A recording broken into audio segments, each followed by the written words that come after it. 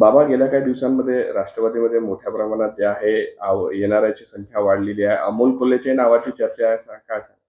नाही, ह्याच्यामध्ये वास्तविक जे आज आपण पाहतो की राष्ट्रीय काँग्रेसचे एक वरिष्ठ नेता बाबा सिद्दीकी आपला राष्ट्रवादी काँग्रेसमध्ये प्रवेश करत आहेत. त्यांच्या प्रवेशामुळे मुंबईमध्ये आपलं जे महानगरपालिकेचे निवडणूक येतील, लोकसभेचे निवडणूक आहेत, विधानसभेचे निवडणूक आहेत, त्याच्यामध्ये फायदा होणार आहे. आणि त्याच दृष्टिकोनातून जे आज मला प्रश्न जे विचारण्यात आला होता की आपला अमोल कोल्हेचा डिक्लेअर जे साहेबांनी केलेला आहे आपला शिरूरमधून त्यांच्या लोकसभेचा, तर ते डिक्लेअर केलं असेल. त्याला काय आम्हाला काय त्याच्यामध्ये दुमत नाही, परंतु आमचासुद्धा उमेदवार तिथे उभा राहणार आहे. आणि जर मला दुसरा प्रश्न केले की जर हे आपल्याकडे आले तर चांगलंच आहे, आम्हाला काय फरक पडते, असं आहे ते विषय. अमोल कोल्हे आले तर चालतात?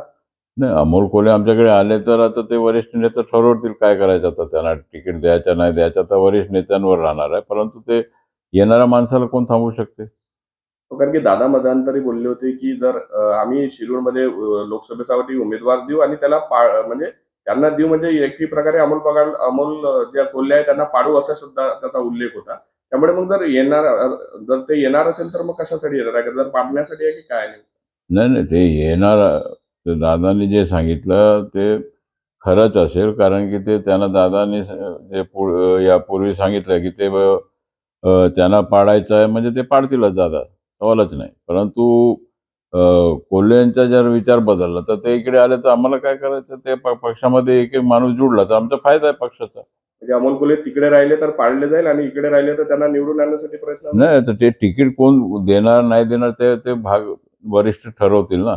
ते काय आले आले तरच्या गोष्ट आहे. ते आता तर आणि जरचा आता ते त्याच्यामध्ये आता साहेबांनी डिक्लेअरच केला उमेदवारी त्याचा, असं आहे. त्या दृष्टिकोनातून ते उमेदवारी डिक्लेअर झाल्यामुळे आता त्याच्यामध्ये जर आणि तरचा गोष्ट नाही, परंतु ते येतील असं अपेक्षा करायला काय अडचण आहे. आले तर त्यांना उमेदवारी देतील. नाही, उमेदवारी आता ठरवतील आमचे नेते लोक, असं आहे. समजा नाही आले तर? नाही आलं तर पाडायचंच आहे त्यांना.